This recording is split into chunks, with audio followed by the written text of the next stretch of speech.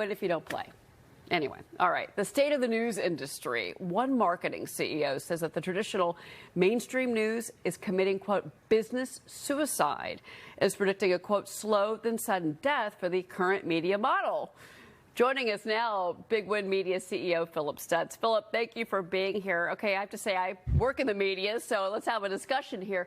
Yeah. Why do you believe that media companies are facing trouble with their current content models? Because I'm just going to say we're doing pretty well over here at Fox Business. Yeah, I think it depends on the model, right? I think when you look at some of these industries that have been, well, let's be honest.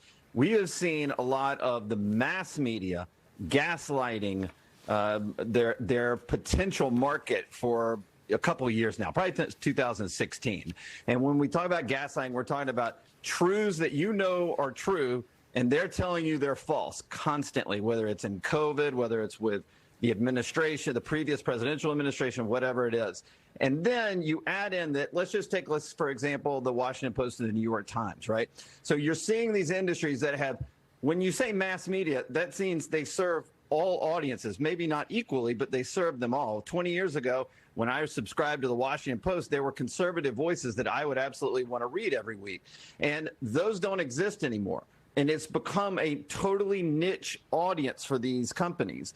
And that's fine if that's their model. But then you add in this second layer that no one's really talking about right now, which is what's going on in the economy and the recession. And the fact that, you know, we at my company, we look at massive amounts of consumer data every single day. And what we've seen is the number one factor why people aren't purchasing right now is brand loyalty. Brand loyalty has plummeted. It's gone through the floor. And when you add in all these things, then the niche audience that they have spent all these years trying to get subscribers from are going to go away because they're cutting their budgets. And so when you add in the gaslighting, the niche, taking away from the mass market, and then going in and you've got budget cuts for families that have got to be made, this is where you're going to see a lot of problems with mass media going forward. Well, I think that the numbers are going to prove, you know, what you're saying. I do agree with you. I mean, there's layoffs happening everywhere. You've got layoffs everywhere, at CNN, right. The Washington Post, who you just mentioned, BuzzFeed. They've all announced layoffs this year. I mean, do you think this is because they didn't modify their business models? Or do you think it's because you know, they didn't, when the economy started to slow down and advertising, you know, dollars started to dry up, did they just not pivot fast enough? Were they too bloated with their budgets? Or do you think it's because of the type of, you know, news that they've hung their hat on? I mean, CNN's ratings, you know, they went after Trump and that became their whole business model. Well, he's not in office anymore, and they're faltering. It's a great question, Cheryl. So what I really believe is, let's take cable TV as sort of a metaphor for this.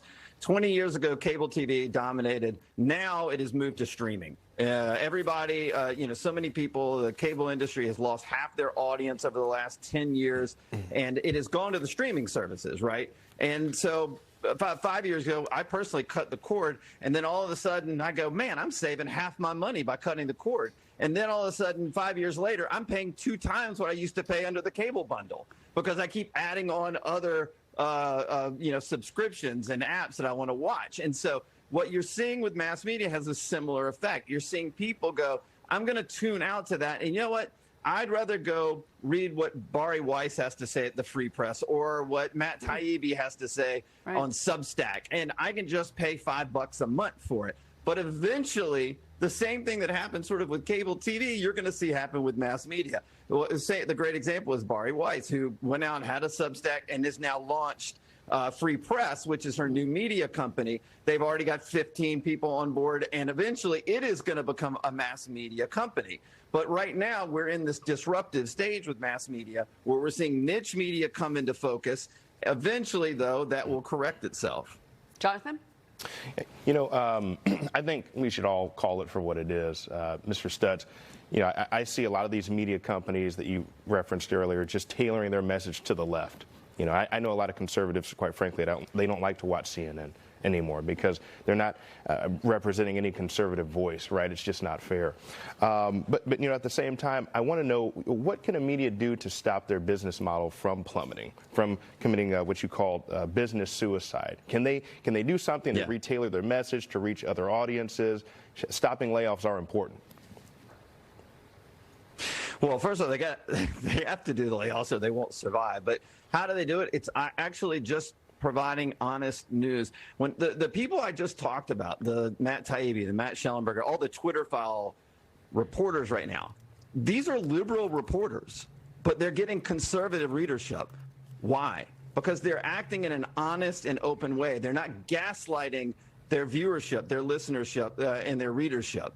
And so ultimately, what people and what the market is bearing is they're willing to invest in honest reporting that reports on both sides of an issue and that will help us move forward as a country. And that's what they're interested in. And that's what we're not seeing from these subscription-based models of the New York Times and the Washington Post and CNN and MSNBC. And that's where you're seeing so much, and NPR as well. And that's where you're seeing all these cuts coming right now. Yeah. Phillip, it's some great points that you made. Really appreciate your time. Phillip Stutts.